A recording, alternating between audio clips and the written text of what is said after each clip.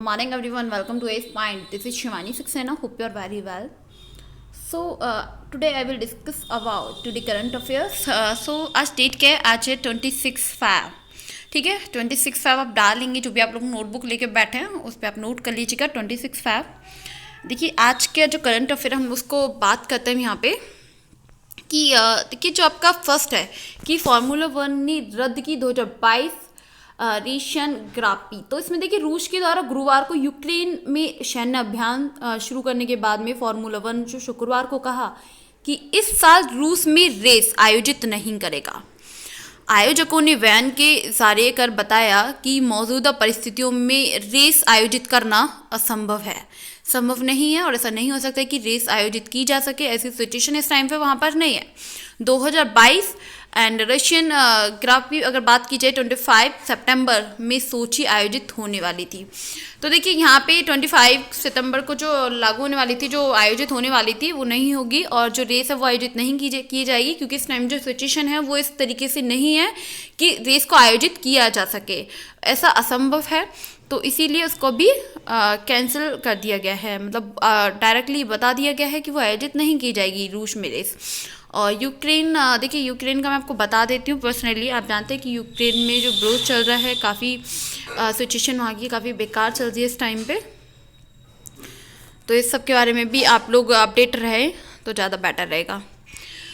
देखिए यहाँ पे बताया गया सेकंड न्यूज़ में कि ट्विटर ने समीरन गुप्ता को भारत का सार्वजनिक नीति टीम में प्रमुख रूप से किया नियुक्त. देखिए ट्विटर ने भारत और दक्षिण एशिया के समीरन गुप्ता को अपनी सार्वजनिक नीति और परमार्थ कार्यों में प्रमुख नियुक्त किया है.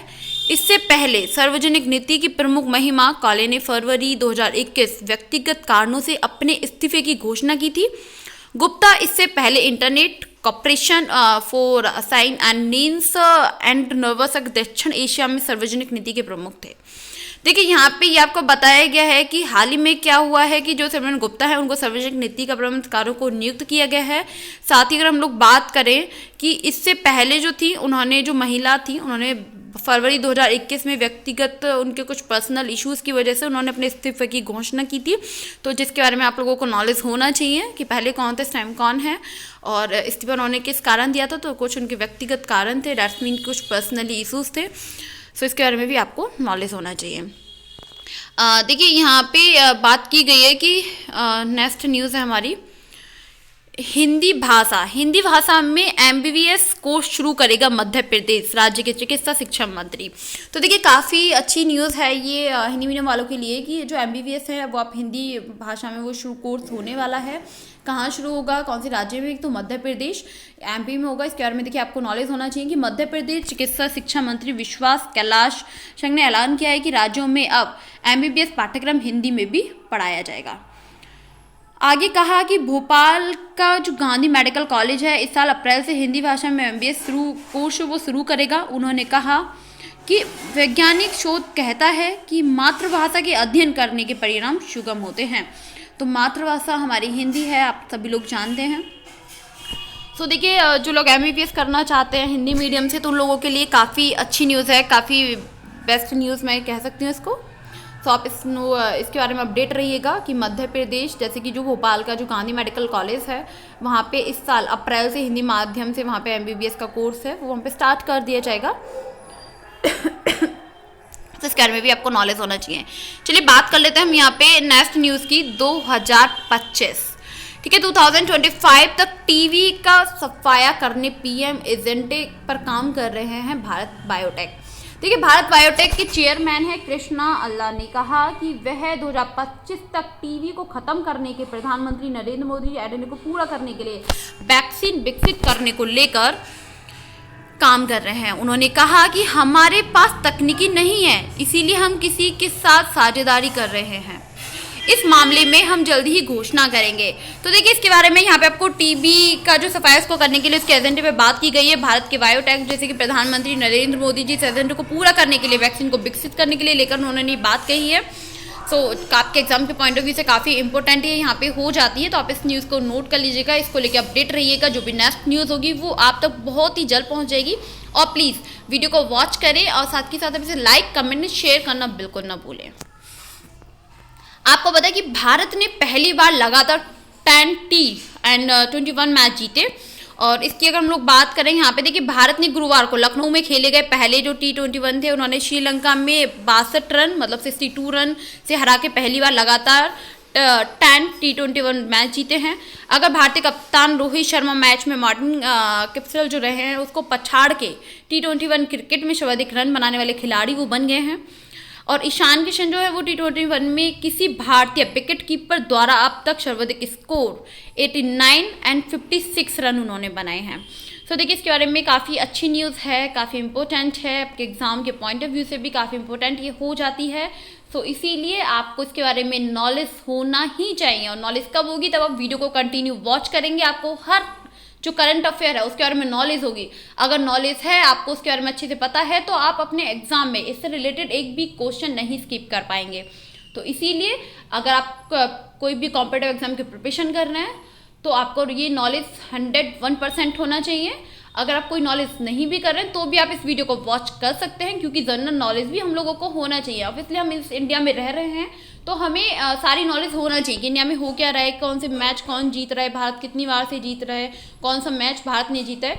तो ये सब नॉलेज बहुत जनरल है, ठीक है। तो इन सब ये सारी नॉलेज ऑलमोस्ट सभी स्टूडेंट को होना चाहिए, ठीक है। चलिए बात करते हैं। आपको पता है कि इससे पर्सनालिटी भी काफ़ी अच्छी होती है कि आपको बहुत अच्छी नॉलेज है, आप किसी को बता भी सकते हैं, तो ऑलमोस्ट बेटर है। देखिए, जो हमारी नेक्स्ट न्यूज़ है कि गृह राज्य मंत्री ने जो BPRD द्वारा प्रकाशित पुस्तकों का विमोचन किया। अब देखिए, यहाँ पे बताया क्या गया है आपको कि गृह मंत्री जो नित्यानंद राय हैं, नई दिल्ली में bureau of police research and development and PDRD प्रकाशित पुस्तक को विमोचन किया। अपने संबोधन में श्री राय ने कहा कि VPDI पुलिस वालों ने सामने उभरती चुनौतियों का सामना करने की क्षमता, निर्माण और सुनिश्चित करने के लिए प्रतिबद्ध है। देखिए, नित्यानंद राय ने कहा कि प्रधानमंत्री नरेंद्र मोदी जी नेतृत्व में सरकार ने 2021-22 से 2025 और 26 की अवधि के लिए 26,000, ठीक है, 26,275 करोड़ रुपए केंद्रीय वित्त परिव्यय के साथ पुलिस बलों के लिए एक आधुनिकीकरण और व्यापक योजना जारी करने के लिए मंजूरी दी है। उन्होंने साथ ही कहा कि इससे राज्य और केंद्र शासित प्रदेशों में पुलिस के जो बल हैं, बलों के लिए आधुनिकीकरण, कार्य व्यवस्था में सुधार की दिशा गृह मंत्री अमित शाह जी की पहल को जारी रखा जा रहा है यहाँ पे। तो देखिए, उन्होंने काफ़ी बड़ी बात यहाँ बोल दी है, काफ़ी अच्छी भी है।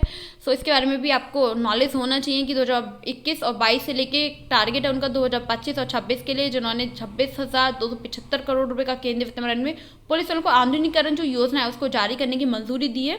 योजना को कंटिन्यू करा जाएगा। साथ ही अगर देखा जाए जो पुलिस बल है उनके आधुनिकीकरण कार्य जो व्यवस्था है उसमें सुधार की दिशा गृह मंत्री ने पहले ही भी इसको जारी करी जा रही है और इसको एक तरीके से काफ़ी अच्छी पहल है ये, तो बेस्ट है। आपको इसके बारे में भी नॉलेज होना चाहिए।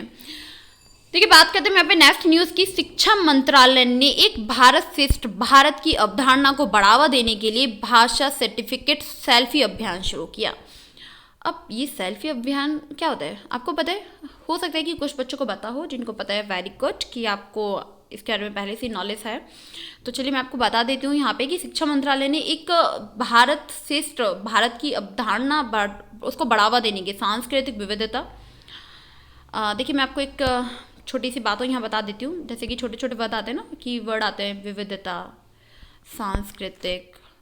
सो ये न्यूज़ बहुत ये वर्डिंग जो होते हैं ना, ये वर्डिंग हमारा NCERT से ही होते हैं, क्योंकि आपने NCERT अच्छे से पढ़ी हैं तो आपको विविधता का मतलब पता होगा। आपको पता है कि अगर किसी कैसे बंदे को बुला लिया जाए जिसने NCERT इसको नहीं पता, तो वो क्या बोलेगा कि ये विविधता तो मैम ने वर्ड बताई, लेकिन ये विविधता होता क्या है? पता है, एक छोटे से मीनिंग का बहुत बड़ा अर्थ निकल जाता है। तो फिर सोचेंगे लोग कि ये विविधता क्या होता है, मैम ने क्या बताया है। तो इसीलिए आपको पता है थोड़ा बेसिक नॉलेज भी आपको होना चाहिए। और ये वर्डिंग आपके लिए बोलते हैं ना कि आप पहले NCERT पढ़ो, आपको बेसिक नॉलेज नहीं होगी तो आप आगे कैसे बढ़ पाओगे, क्योंकि आगे चल के वो वर्ड आते हैं, वो वर्डिंग का यूज़ किया जाता है यहाँ पे।